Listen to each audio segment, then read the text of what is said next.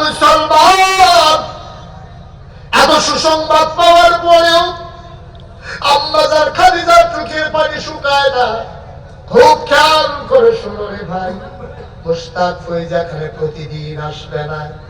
আমি কালকেও মাহফিল করবো যদি আল্লাহ বাঁচাই রাখে।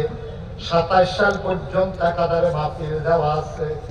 আজকে তোমরা না করলো, আজকে আমার ওয়াজ এখানে না করলো সমস্যা নাই, কিন্তু তোমাদের বড়ই সমস্যা, আবার 1 বছরের আগে আর মাহফিল আসবে না, ঠিক কিনা?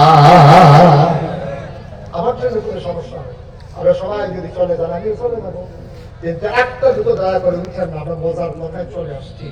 আসল এই যে ভাই একটু বসেন,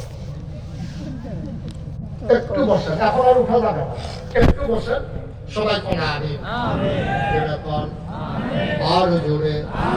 এখন যেই মহিলাটা দুনিয়া থেকে জান্নাতের সুসংবাদ পাইলো, ওনার কি কোনো চিন্তা আছে?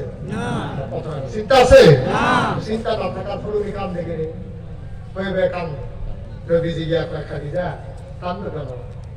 আবার আম্মাজান খাদিজা ডাক দিয়া কয়, নবী গো, আমার কবরের কথা বড় বেশি মনে পড়ে। আমি শুনেছি উসমান রাদিয়াল্লাহু তাআলা আনহু কবর দেখলে নাকি উনি কাঁদতে কাঁদতে বেহুশ হয়ে যেতেন। আমার বড় ভয় লাগে, এই কবরে গেলে আমি কেমনে থাকবো, আমার বড় টেনশন। আল্লাহর নবী কই, কোনটা তুমি চিন্তা করো? ওই কবরের ভিতরে নাকি 3টা প্রশ্ন করা হবে, যে আজকে যাবে তার নাকি বিপদ আর বিপদ। নবী গো, আমার বড় ভয়। আপনি আমারে মহব্বত করেন, আপনি আমারে ভালোবাসেন। আপনি যেদিন বলেছেন আনা খাতামুন নাবিয়্যিন লা নাবিয়্যা বা'দি, আমি সর্বশেষ নবী, আমার পরে নবী নাই, আমি একটা প্রশ্ন উঠাই নাই, আমি সাথে সাথে বলে দিয়েছি আপনি অবশ্যই নবী, এটা আমি খাদিজার কোনো সন্দেহ না। ভাই এই যে ভাই একটু বসেন, একটু বসেন। একটা লোক উঠছেন না, আপনি একটা নিচে বসছেন না নাকি? এবারে হুজুরের একজনের কথা কইছে, আমি তো আর এই একজন না, আপনি এই একজন। একটু দয়া করে বসেন। একটা লোক উঠে না, ছেড়ে বসো। তোমাকে বাইরে গেলে আরে বাইরে আলিম কর, জোরে কর, আরো জোরে। ও মুসলমান, মন দিয়ে শোনো, বিশেষ করে আমার পোলাকান্দির আম্মারা, আপনারা কান খাড়া করে শুনেন গো আম্মা।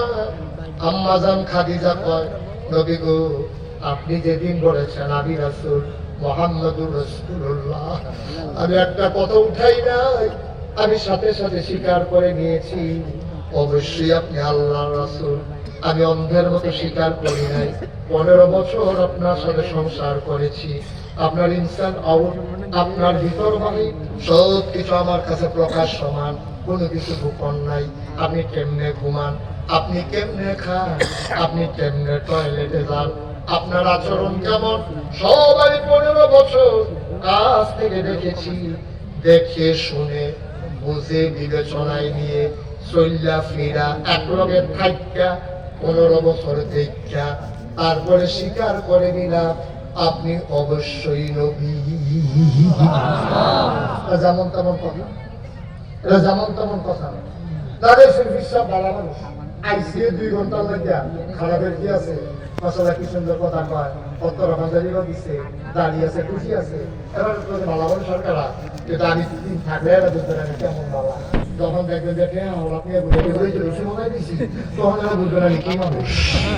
ঠিক কিরকম মানুষ কিন্তু চলতে হয়, তার মধ্যে ফার্স্ট ক্ষেত্রে এত সময় লাগে, হাওলার যেমন লাগে, লেনদেন কেমন, চলাফেরা কেমন, সেতুটি গালাগালি পারি কেমন, এই সব বুঝতে উঠে আসলে সাহেব রায় দেওয়ান লাগে। এই যে নবীজি দেখলে আম্মাজান খাদিজা বললো যে আপনি অবশ্যই নবী, 15 বছর আগে চলছে, নবীর মেসাজ বলছি দেখছে, লেনদেন দেখছে, চলাফেরা দেখছে। আমরা তো কেমন না, আগে তো নবীজি 15 বছর সংসারের পরে আম্মাজান আয়সা পেয়ে গেছে আপনি নবী, আগে তো 50 বছর ধরে সংসার করতে আছেন, 30 বছরে বিয়া করছেন, আজকে আপনি 70 বছর, আপনি রয়ে গেছে 40 বছর সংসার। ভিডিও বুড়ি হয়েছে, আপনিও বুড়ো হয়েছেন, দুইজন একলগে থাকতে আছেন আপনার ভিতরে আজ 40টা বছর। আজ মাফিলেতে গিয়া আপনি খালি কইয়েন ওলি ওলি ওলি, এবিটি দেখবেন আই দিয়া এগুলো অনেক গোলজান বিড়ির গন্ধ লগে দিয়ে আতম জানা ওলি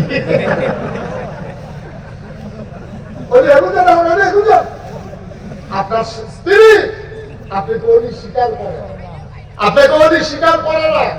40টা বছর এবিটিতে ভাত কাপড় দিচ্ছেন, এবিটির সুখে দুঃখে আপনি পাশে ছিলেন, এবিটির চিকিৎসা করাইছেন, আপনি অলি করলে এবিটি স্বীকার করে না। আর নবীজি যখন কইছে আমি নবী 15 বছর এক লগে থাকিয়া আম্মাজান খাদিজা রায় দিয়া লেছে, অবশ্যই আপনি নবী। সুবহানাল্লাহ বলেন না? মুসলমান মুস্তাক ফয়জি যদি কোনোদিন না আসে, কোনোদিন যদি তোমাদেরকে না ডাকে, মনে রাখবা আমি এসেছিলাম, মনে রাখবা কথা কয়টা বলে গেলাম। শুরুতেই বলেছিলাম আমি তোমাদের শত্রু না। একটা মানুষ জাহান্নামে গেলে আমার কোনো লাভ নাই, বরঞ্চ সবাই যদি এক জান্নাতে থাকতে পারি আমাদের লাভ আছে, ঠিক কিনা? দেখো তো জাহান্নামে যেতে চাই না, সবাই মিলে জান্নাতে থাকতে চাই না, কি চাই না? আম্মাজান খাদিজার বড় ভয়, উনি বসে বসে কাঁদতেছেন। নবীজি ডাক দেয়া কয়, খাদিজা কাঁদলো কেন? ওই নবী গো, ও নবী, বয়স হয়ে গেছে, কোন দিন জানি মরে যাই। সবচেয়ে বড় ডর হইল কবর লইয়া। আপনি তো কইছেন কবর হইল প্রথম ঠিকানা, এটার ভিতরে যদি কেউ ফার পাইয়া নাই, তার একটা মোটামুটি সম্ভাবনা আছে, বাকি গাড়িটিওতে বোধহয় পারিতে পারবো। প্রথম গাড়িটা যদি ধরা খাইয়া লাই, তাইলে দাবি জনমের মতো ধরা খাইয়া গেলাম। এই কথা চিন্তা করে করে উসমান রাদিয়াল্লাহু তাআলা আনহু, ইসলামের তৃতীয় খলিফা, যিনি যখন কবরের কাছ দিয়ে হাঁটতেন হাউ মাউ করে কাঁদতেন, তিনি হাউ মাউ করে কাঁদতেন। মানুষ জিজ্ঞেস করতো, ভাই আপনি কবর দেখলে কান্দেন কেন? উসমান ডাক দিয়ে কয়, ভাই রে, এই খবরটা যদি ধরা খাইয়া লাই, কি আর হাসর কি আর নসর, সবে তো শেষ। আল্লাহ আল্লাহ করে দিলে কবরের গাড়িটা পারিতাম পারি, তাইলে একটা মোটামুটি একটা নিশ্চয়তা আছে। আম্মাজান খাদিজা কয়, আমারও তো কবরটা লইয়া ডর, ফেরেশতায় দিলাইয়া বয়াইব টান দিয়া, 3টা প্রশ্ন মিলে করবো। মান রাব্বুকা ওয়া মা দীনুকা মান নাবিয়ুকা, তোমার নবীকে, তোমার আল্লাহকে, তোমার রবকে, তোমার দিন কি? আমার যে জিগাইব আমি কি থাকবো, এটা আমি শরীরটা কাপ দিয়ালায় আমি ধরাই নাই। আমার বড় টেনশন লাগে গো নবী, আপনার কাছে জীবনে কিচ্ছু চাইছি না, আপনার কাছে কোনোদিন নাকের একটা ফুল চাই নাই, কোনোদিন গলার একটা মালা চাই নাই, হাতের একটা মালা চাই নাই, না কানের 2টা দুল চাই নাই, বেনারসি কাতান চাই নাই, মজার খাবার চাই নাই, কোনো কিচ্ছু চাই নাই গো নবী। আজকে একটা জিনিস চাই, আমি যখন কবরে শুয়ে যাব, আমারে যখন কবরে শোয়াবে, সবাই চলে যাক, আপনি আমারে ফালে না যাইয়েন না। সবাই কাফন পরাইয়া কবরে দাফন কইরা সবাই চলে যাবো নবী, দয়া করে আপনি যাইয়েন না, আমার বড় ভয় কবরে না জানি কি হয়, দয়া করে আপনি একটু দাঁড়াই থাকেন। আপনার তো আল্লাহ অনেক কিছু জানায়, আপনার অনেক কিছু দেখায়। যখন কবরে ফেরেশতা আইব, আমার যখন জিগাইব মান রাব্বুকা, আমার যদি শরীরটা কাঁপ দিয়া লায়, আমি যদি জবাব দিতে না পারি, আপনি আমার পক্ষ থেকে বললেন, খাদিজা ও খাদিজা, তুমি বলে দাও রাব্বি আল্লাহ, আমার রব আল্লাহ, এটা তুমি একটু কইয়া দাও, আমি যেন আপনার কথা শুই না বলতে পারি। আপনি আমার কবরে ফেলাইয়া যাবেন না, আমি আমার সবগুলো সম্পদ বিয়ার পর আপনার হাতে উঠাই দিছি গো নবী। আমি একটা প্রশ্ন করিবেন, আপনি যেমনি মন রায় করে আপনি খরচ করছেন, কোন অভাবী মানুষকে আপনি খালি হাতে ফিরেই দেন নাই, আত্মীয়তার সম্পর্ক আপনি ছিন্ন করেন নাই, কোনদিন ওয়াদা খেলাফ করেন নাই, কোনদিন আপনি আমানতের খেয়ানত করেন নাই গো নবী। আপনার কাছে আমি চাই, আপনার কাছে আমি চাই, আপনি কবরের পাশে দাঁড়াইয়া আমার প্রশ্নগুলোর জবাব আপনি দিয়ে দিবেন ইয়া রাসূলুল্লাহ। নবীজি কান্দার কয়, খাদিজা আর কান্দো না, আমার তো কিচ্ছু ছিল না, মাথার উপরে একটা সামিয়ানা ছিল না, বলতে গেলে পায়ের তলে মাটি ছিল না। 6 বছর বয়সে আম্মা হারাইছি, জন্মের আগে আব্বা হারাইছি, 10 বছর বয়সে আমি আমার দাদারে হারাইছি, আমি যখন দাদারে হারাইয়া খেজুর গাছের নিচে দাঁড়াইয়া দাঁড়াইয়া কাঁদতেছিলাম, আমার চাচা আবু তালেব আমার হাত ধরছে, টানতে টানতে ঘর লইয়া গেছে। ইয়াসের আবু তালেবের স্ত্রীর নাম ছিল ফাতেমা। ডাক ডাকা, ফাতেমা কই গেলা? আমি এখানে আছি। কয় তার সিনছনি? কয় মোহাম্মদ ভাই সাহেবের ফুতে না? কয় এই আব্দুল্লাহ ভাইয়ের ফুতে না? কয় হ, এটা আব্দুল্লাহ ভাই সাহেবের ফুতে। তোমার বোন আমেনার ছেলে মোহাম্মদ আমরা বড় লইয়াছি। কই কি অবস্থা? হালিমা ফাতেমা, আলীর বউয়ের নাম ফাতেমা। তো ফাতেমা গো, আমি তার আনছি, তার আব্বাও নাই, তার আম্মাও নাই, দাদার কাছে আসছিল, দাদাও নাই। যাইব গো, আমার না হইলে ফোলা মেয়ে বেশি সামর্থ্য, না হইলে কম, আমার দেহা পয়সা নাই।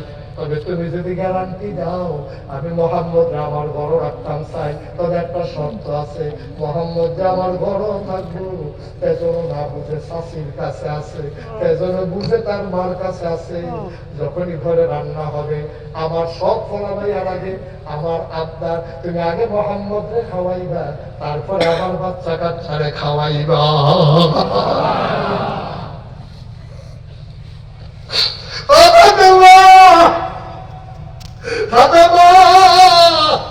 তুমি কথা দিলে মোহাম্মদকে রাখবো, তাইলে মোহাম্মদকে রাখবো না। নবীর শাশি আবু তালেবের স্ত্রী কান দিয়া নবীর নিয়ে বুকটার লোকে ধরছে, আজ্জা থেকে তুই আমার আরেকটা ফুট, তুই কোনোদিন পরে খাইবি না, আগে খাইবি। ঠিক ঠিক ঠিক ঠিক।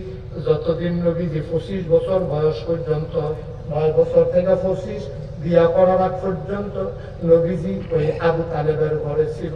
নবীজি কয় কোনদিন আমারে না খাওয়াইয়া চাষি, ওনার ফুতেরও খাওয়াইছে না, কোনদিন একটা ধমকও দিছে না, কোনদিন আমারে কোনো কাজের হারাও দেয় নাই। আমি নিজের মতো ইচ্ছে করে চাচার লগে মারো যাইতাম, ইয়াসাইরা উঠ চড়াইতাম, চাচার খেজুরের বাগান পানি না চাষ করে পানি ভিজাই দিতাম। কোনদিন আমার চাষি আমার একটা ধমকও দেয় নাই।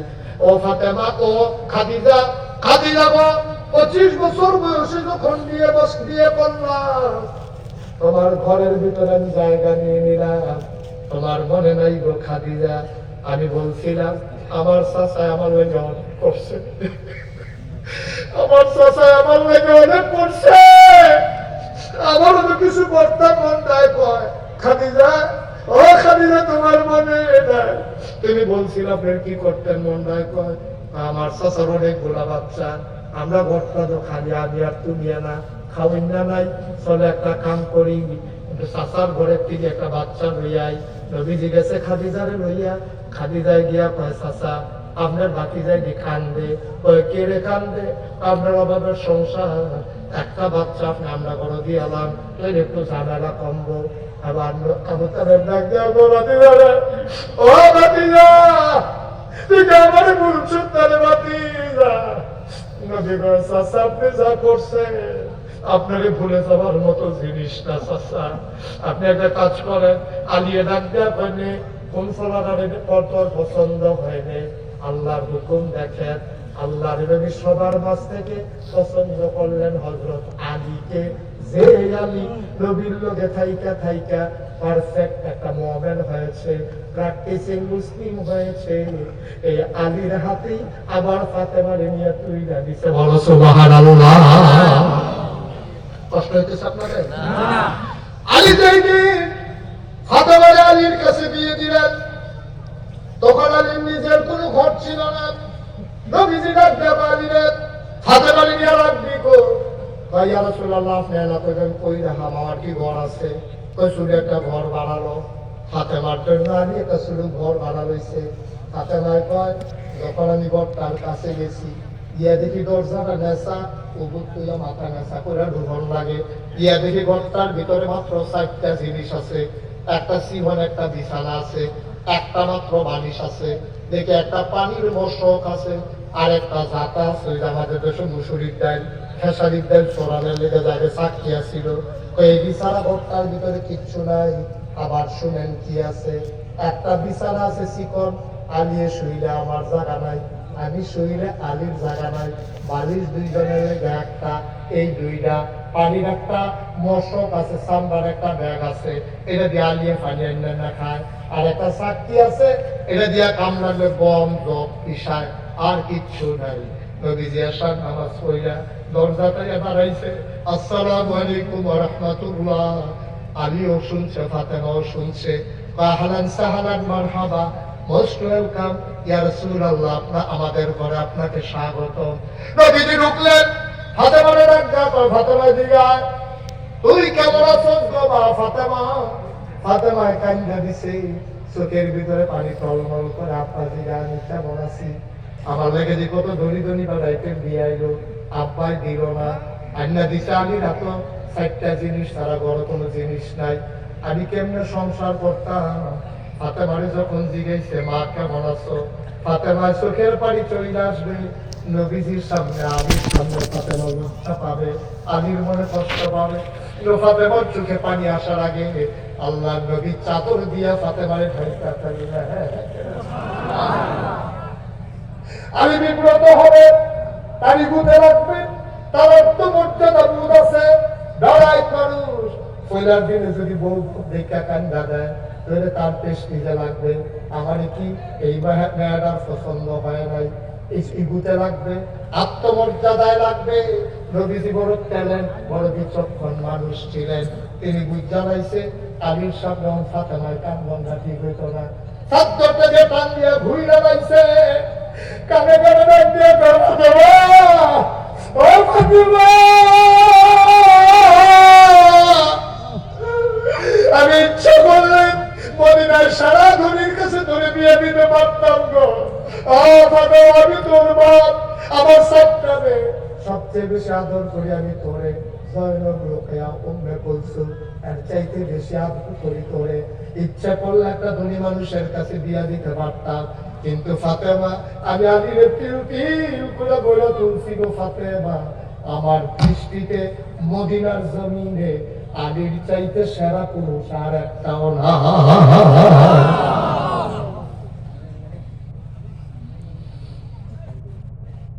সবচেয়ে সেরা পুরুষ আলী। সুতরাং সারা মানুষটার কাছে আমার সারা মেয়েটারে বিয়ে দিছি। কান্দিস না ফাতেমা, ঘরটার ভিতরে সম্পদ নাই কিন্তু সুখের অভাব হবে না। ঠিক ঠিক ঠিক, খাবারের অভাব ছিল, আলীর ঘরে সুখের অভাব ছিল না। আলী ফাতেমারে কইলা দিয়া মায়া করতো। আবার খাদিজা যখন, কথা মনে আছে নাকি, আম্মাজান খাদিজা কান্দে, নবী কয় ও খাদিজা, তোমার মনে নাই আমি আলীর নিয়ে আসছিলাম তোমার ঘরে, এই আলী তোমার আদরে পেটে বড় হয়েছে। খাদিজা তো তুমি টেনশন করিল না, আমি কবরের পাশে থাকবো, ওয়াদা করলাম, তুমি যদি আজ একটা কালো হয়ে যাও, আমি তোমার একা একা কবরে ফেলে যাবো না। ঠিক ঠিক ঠিক, বিয়ে হলো। কি বলে কালো হয়ে গেল, খাদিজা জানাজা হয়ে গেল, দাফন করে দাফন করে দিলেন। সব একজন একজন করে কবর ছেড়ে চলে যায়। আল্লাহ নবী জান্নাতুল মুআল্লা, মাকবারাতুল মুআল্লা, এই কবরস্থান থেকে আর যায় না। নবী জারজার করে কাঁদে। হযরত আবু বকর সিদ্দিক, নবীর চরম পরম প্রিয় বন্ধু, আবু বকর সিদ্দিক, ইয়া রাসূলুল্লাহ চলেন আমরা চলে যাই, অনেক দেরি হয়ে যাচ্ছে। আমার নবীজি ডাক দেয়, আবু বকর রে, আবু বকর তুই যা, ফাতেমার লগে আমার একটা কমিটমেন্ট আছে, আমি ওয়াদা পূরণ করে আসতেছি, তুই যা। আবু বকর কয় আপনার একা ফেলে আমি যাবো না গো নবী, আপনার একা ফেলে আমি যাবো না, আমি কাজ ছাড়েন আমি দাঁড়াই। হঠাৎ করে নবীজি মুচকে হাসলেন। আলী ডাক আবু বকরকে ডাক দেয়া, কয় চলো আবু বকর চলে যাই। আবার আবু বকর সিদ্দিক চমকে উঠলেন, থমকে দাঁড়ালেন, তিনি আশ্চর্যান্বিত হয়ে গেলেন। এই মাত্র বললেন এখন যাবে না, আবার নবী মুচকি হাসি দিয়া কয় চলো চলে যাই। আবু বকর সিদ্দিক জানতে চাইলে, নবী গো, ও নবী আপনি কেন চলে যেতে চান এখন? এই খাদিজার সাথে আমার একটা চুক্তি ছিল, 3টা প্রশ্নের জবাব না দিয়ে আমি যাব না। কিন্তু এই মাত্র জিবরাইল, আল্লাহর ফেরেশতা জিবরাইল আমার কানে কানে এসে কয়, নবী গো আপনি চলে যান, খাদিজার প্রশ্নের জিম্মাদারি স্বয়ং আল্লাহ নিয়ে নিয়েছেন।